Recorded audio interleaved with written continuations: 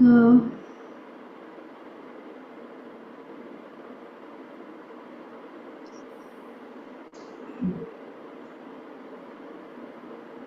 विदुर ने प्रश्न पूछा था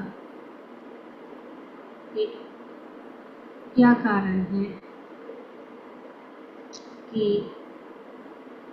महाराज पृथु जो है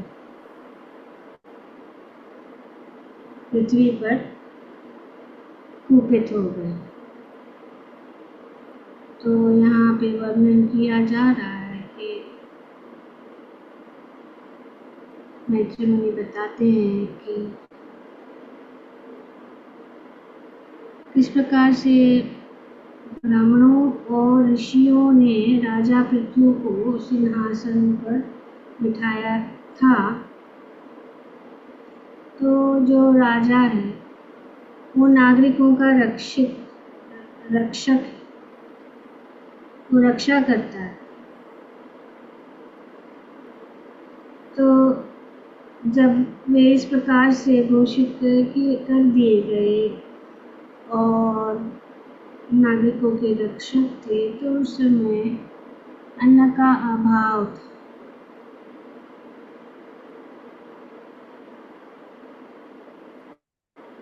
तो ये अन्न का अभाव के कारण नागरिक भूख से जो है भूख के मारे सूख कर काटा हो गए थे और वे राजा के समक्ष आए और उन्होंने अपनी वास्तविक स्थिति कह सुनाई कि हम भूख से जो है पीड़ित है, हमें ठीक से अन्न नहीं मिल रहा है, हमें ठीक से हमें खाना नहीं मिल रहा है। तो इसके वजह से हम बहुत जो है सूख गए हैं, बहुत भूख से पीड़ित है। अन्न धरती जो है अन्न नहीं दे रही है। तो इसीलिए वे राजा पृथु के पास जाकर कह रहे हैं, ये राजन, जिस प्रकार वृक्ष के कोटर्स में लगी आग वृक्ष को धीरे धीरे सुखा देती है, उसी प्रकार हम जठर अग्नि भूख से सूख रहे हैं। तो ये कह रहे हैं कि भूख से हम सूख रहे हैं। जैसे हम जानते हैं कि अनेक अनेक प्रकार की अग्नि हैं। हमारे जो उदर में या पेट में जो अग्नि रहती है उसको जठर अग्नि कहते हैं। और उस जठर अग्नि जो है वो हमेशा जो है ज्वलित रहती है, हमेशा ऐसी जलती रहती है। और अगर जब भूख लगती है तो हम उसको अनुभव कर सकते हैं कि पेट में जो है वो जो हम महसूस कर रहे हैं ऐसे जलन सा या गर्मी, और उसके लिए हम सोचते हैं कि कुछ खाना जरूर। और जब हम नहीं खाते हैं तो ये जठर अग्नि जो है हमें शरीर को ताप देती है। तो वो जलन पेट में होता है। इसके लिए कभी कभी जलन के लिए लोग पानी पी लेते हैं ताकि वो जलन कम हो जाए। इसको कहते हैं मॉडर्न साइंस में हार्ट बर्न या एसिड रिफ्लक्स, है ना। क्योंकि जब वो जो एसिड हो जाता है तो वो ऊपर की ओर चला जाता है, मतलब वो नीचे की ओर जाने से ऊपर मतलब बैकवर्ड जाती है और इसोफेगस में जाती है। तो वो जो है बर्निंग सेंसेशन और जो जलन जैसी महसूस करती है। तो बहुत सारी अग्नियाँ हैं और बहुत डिटेल में शास्त्र में अलग अलग अग्नि का वर्णन किया है। तो ये मॉडर्न साइंस में भी इसका वर्णन है, पर इतना जो डिटेल शास्त्र में बताया गया है कि जठर अग्नि जो है वो जो पेट में और स्मॉल इंटेस्टाइन में, और वो क्या करती है, वो अग्नि जो अन्न हम खाते हैं उसको ब्रेकअप करती है या ब्रेक करती है, उसको पचाने का पहला कार्य है उसको तोड़ने का, उसको अलग अलग करने का। तो ये जो जठर अग्नि है वो ये काम करती है। तो दूसरा है भूताग्नि, जो लिवर में रहती है। तो वो जो है वो क्या करती है, वो भूताग्नि जो है लिवर में रहती है। तो जो 5 मुख्य चीज़ें हैं खाने के अंदर, वो उसका जो रस मतलब nutrients, what the liver does, वो न्यूट्रिएंट्स को एब्जॉर्ब करती है। जो भी खाना हम खाते हैं या जो भी हम खाते हैं उसको, उसके अंदर जो सत्व है, जैसे कि अनेक विटामिन है, अनेक वो सब जो है, फैट है, ये सब वो एब्जॉर्ब करती है।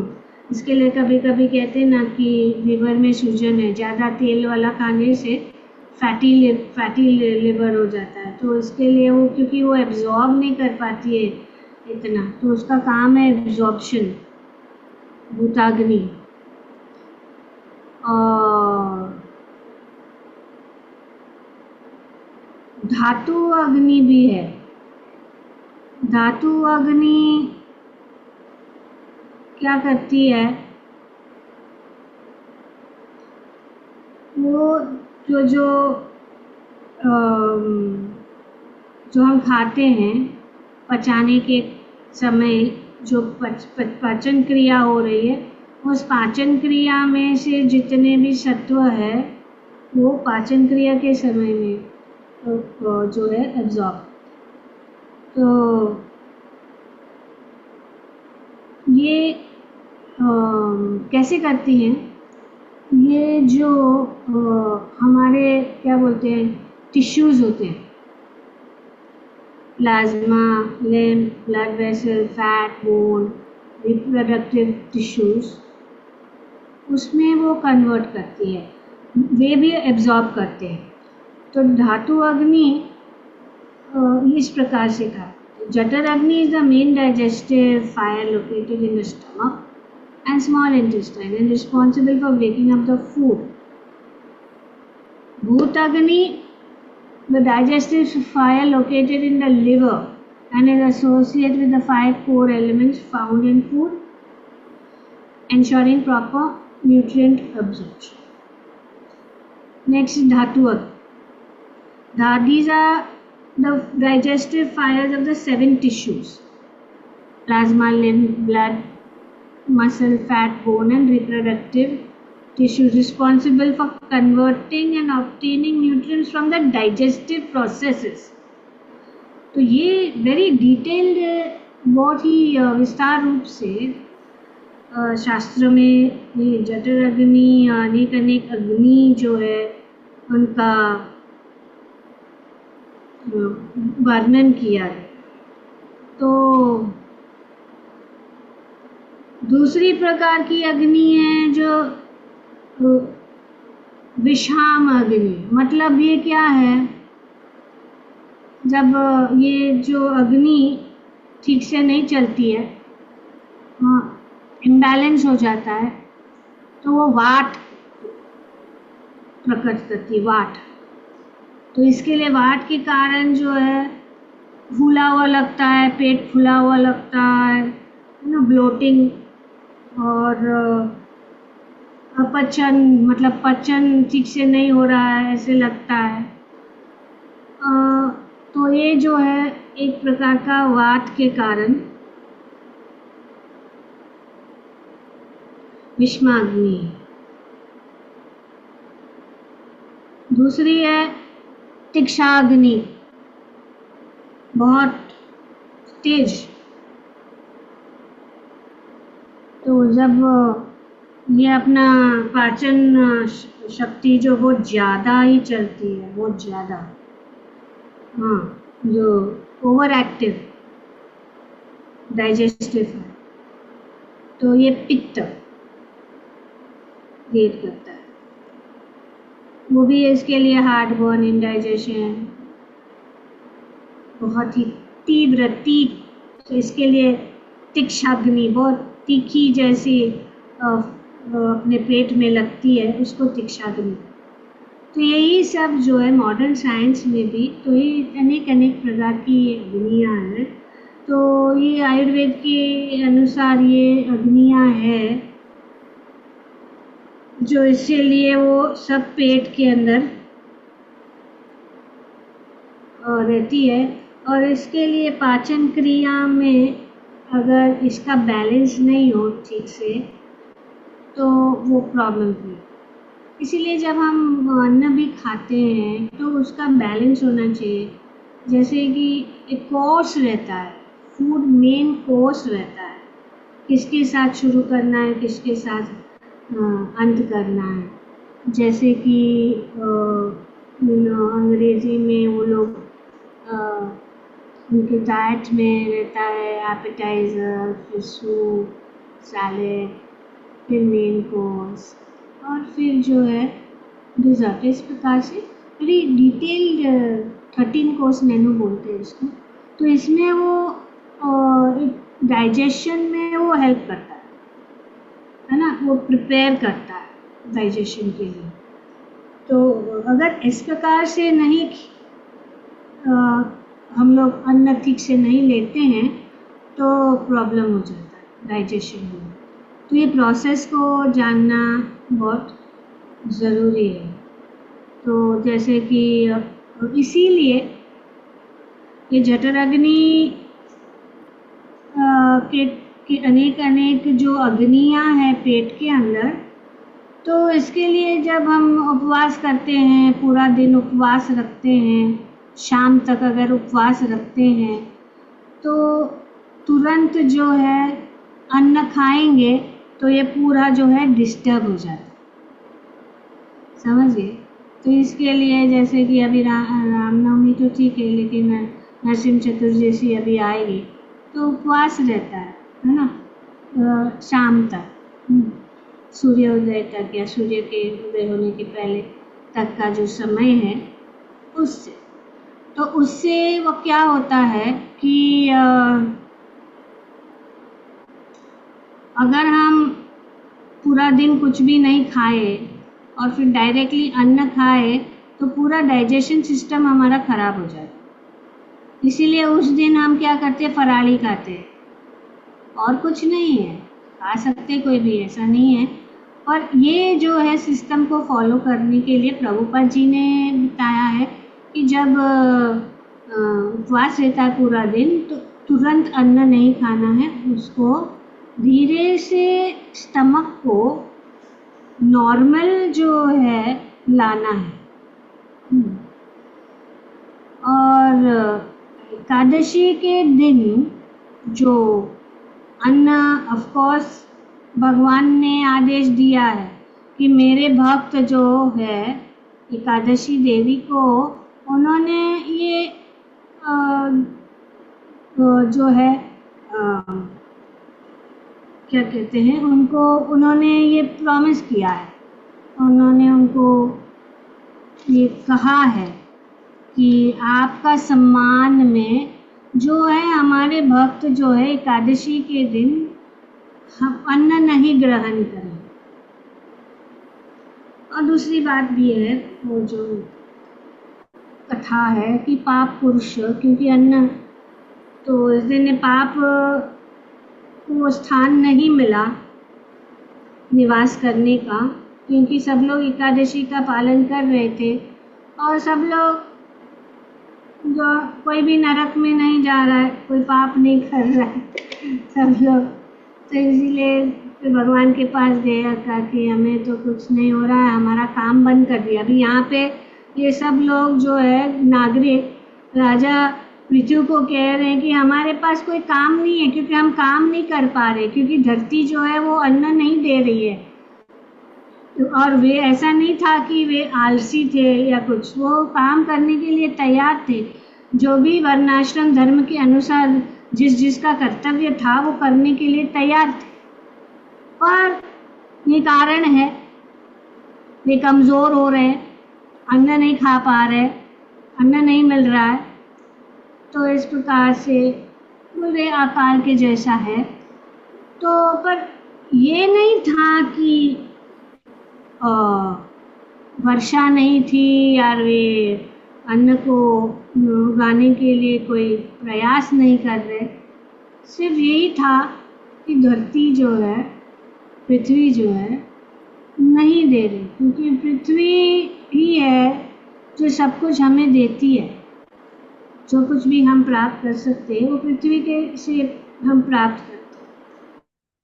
तो इस प्रकार से पाप पुरुष ने सोचा कि हमको कुछ काम नहीं है, तो मैं क्या करूं? तो भगवान ने कहा कि अच्छा, तुम्हारा काम ये है कि तुम अन्न में जो है प्रवेश हो जाओ, और जो कोई भी उस दिन एकादशी के दिन अन्न खाएगा वो पापी बन जाएगा, फिर आपको काम मिल जाएगा उसको पापी को हैंडल करने के लिए। तो इस प्रकार से ये है। तो ये अन्न में इसीलिए एकादशी के दिन भी हमारे पेट के अंदर जो जठर अग्नि है वो बहुत जो है इतनी उज्ज्वलित नहीं होती। वो fire of digestion is low on the Ekadashi. तो अगर एकादशी के दिन हम अन्न खाएंगे टेक्निकली साइंटिफिकली, तो उससे हमारे जो शरीर में तकलीफ हो जाएगा उस दिन एकादशी के दिन, क्योंकि इसका कनेक्शन इसके साथ भी है, ग्रहों के साथ भी है, ग्रह का पोजीशन वगैरह। इसके कारण ये जठर अग्नि जो है वो कम जलती है। तो ये कम जलती है तो अन्न बहुत कठिन है पचाने के लिए। तो इसीलिए फल वगैरह, फलाहारी या जूस वगैरह ऐसा ले सकते हैं, और इस प्रकार से ये डाइजेशन में सिस्टम को जो है क्या कहते हैं ठीक रखने के लिए, नॉर्मलाइज करने के लिए, और डाइजेशन सिस्टम को भी आराम मिलना ज़रूरी है, क्योंकि पाचन क्रिया में बहुत शक्ति जाती है, शरीर की शक्ति जाती है। तो जब हम उपवास करते हैं तो उससे क्या है, थोड़ा आराम भी मिल जाता है। और बहुत साइंटिफिकली भी एक्सप्लेन किया गया है, वो एक लंबा टॉपिक है कि कैसे उसको एकादशी में क्या क्या होता है, क्या साइंटिफिकली प्रूवन है। तो ये सब जो है मॉडर्न साइंस में भी बताया गया है कि जब इम्बैलेंस होता है तो इंडाइजेशन होता है,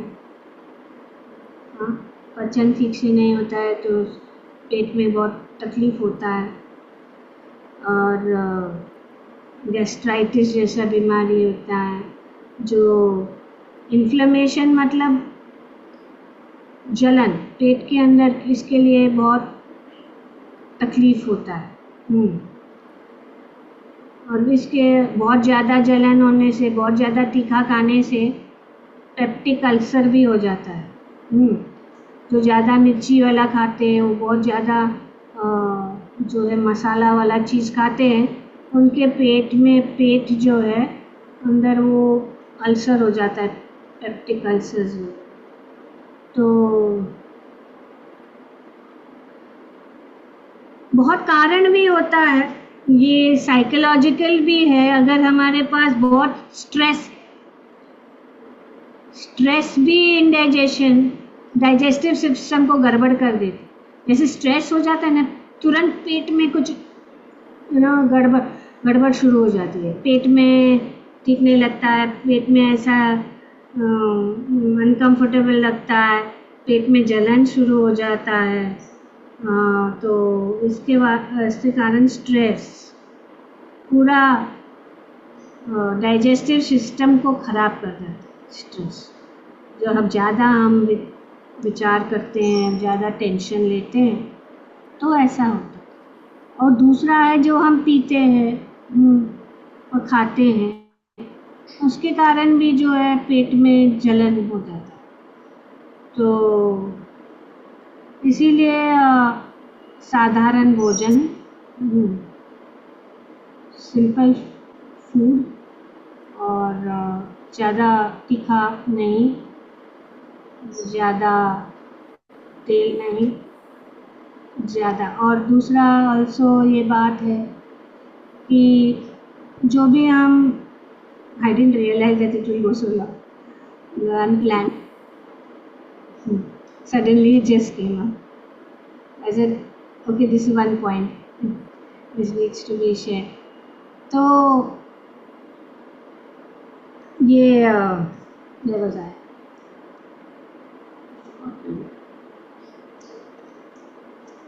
तो ये जठर अग्नि बहुत इम्पोर्टेंट है। दूसरी चीज़ ये है कि सिंपल खाना है और टाइम रखना है, फिक्स टाइम अगर हो सके, जिसको ये बहुमूल्य सुविधा है, उस सुविधा का फ़ायदा उठाना ज़रूरी है। सबको नहीं होता आजकल कि इसको पालन करें। आयुर्वेद के अनुसार सुबह का समय जो है वो बहुत अच्छा रहता है, पाचन क्रिया बहुत अच्छी तरह से एक्टिव रहती है। हाँ, तो इंग्लिश में भी बताते हैं ना उन लोग में, तो ब्रेकफास्ट वेरी इंपॉर्टेंट पार्ट है। Breakfast like a king and lunch like a and dinner like a pauper। तो इस प्रकार से ये जो समय है सुबह का, वो समझो सुबह से सूर्योदय से 10:30 बजे तक वेरी गुड टाइम प्रसाद खा लेने। फिर दिन में लाइट, फिर रात को सूर्य अस्त के पहले पाचन क्रिया अच्छी रहती है। तो ऐसे करने से हम जो हमारा डाइजेस्टिव सिस्टम में कभी प्रॉब्लम नहीं होगा। और फिर अगर हम 5:30-6 बजे अगर प्रसाद ले लें तो जल्दी सो सकते हैं, जल्दी सब काम बीम सब घर का हो गया, थोड़ा भगवान का जो है पाठ कर सकते हैं और फिर सो जाएंगे। और अगर हम थोड़ा हमारा पेट खाली रहेगा तो सुबह जल्दी उठेंगे, एकदम भर पेट खा के सो जाएंगे। इसके लिए सुबह को उठना मुश्किल हो जाए, तो ऐसा है। तो ये बहुत सारी चीज़ें हैं जो बताई गई है आयुर्वेद में, जिससे जैसे कि भगवान को भी भोग लगाते हैं, तो भोग लगाते हैं अनेक हमने किया था ना, हमने पढ़ा था ना, जो अनेक जो चीज़ें हैं, जो है चखने वाली, मतलब चूसने वाली, चबाने वाली, फिर क्या कहते हैं, चाटने वाली,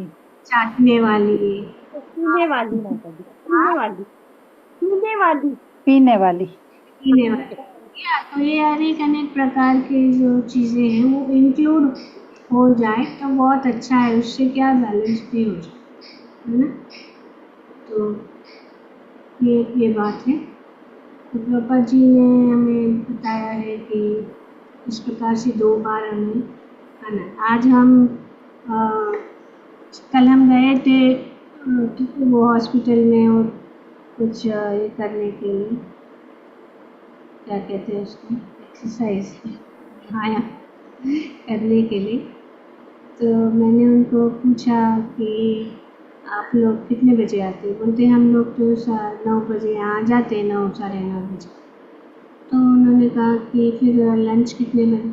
नहीं, लंच हम नहीं करते, हम भरपेट खा के आते हैं। सुबह भरपेट घर से ही खा के आते हैं, और पूरा दिन फिर हम यहाँ रहते हैं, फिर शाम को जाके खाते हैं। तो देखो, उन लोग को भी जॉब के कारण ऐसा अपने आप जो है, जो कुदरती जो समय है खाने पीने का, और बीच में कोई कभी कुछ खा लिया छोटा सा बिस्किट या स्नैक, तो ऐसा ही है। लोग ठीक से खा नहीं पाते हैं, और फिर रास्ते पे, हाँ, ठेला वाले से सब खाते हैं लंच के टाइम। सुबह को इतना जल्दी निकलना पड़ता है, तो डब्बा पैक करके नहीं दे सकते। और दूसरी बात, जो भगवद गीता में भी भगवान बताते हैं कि फ्रेश खाना चाहिए, दूसरे दिन का अवॉइड करना चाहिए, रोज ताज़ा बनाना चाहिए, क्योंकि 3 घंटे के बाद जो खाना बन जाता है रहता है, वो जो है तामसिक हो जाता है। तो हम कहेंगे कि हम तो वेजिटेरियन हैं, वेजिटेरियन खा रहे हैं, तो ऐसा तामसिक बन जाता है। तो फ्रेश बनाना चाहिए।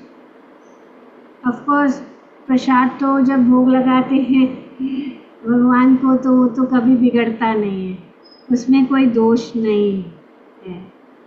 तो भगवान को प्रीति पूर्वकम भगवान को जब अगर हम ऑफर करेंगे, तो फिर वो सब दोषों से मुक्त हो जाता है, और हमें जो है उसका जो असली सिर्फ हमारे शरीर के लिए, हमारा शरीर पौष्टिक हो जाता है, और जो है पौष्टिकता मिलती है, और हमारा आध्यात्मिक जीवन को भी पोषण हो जाता है, और हम जो है शांति का जीवन बिता सकते हैं।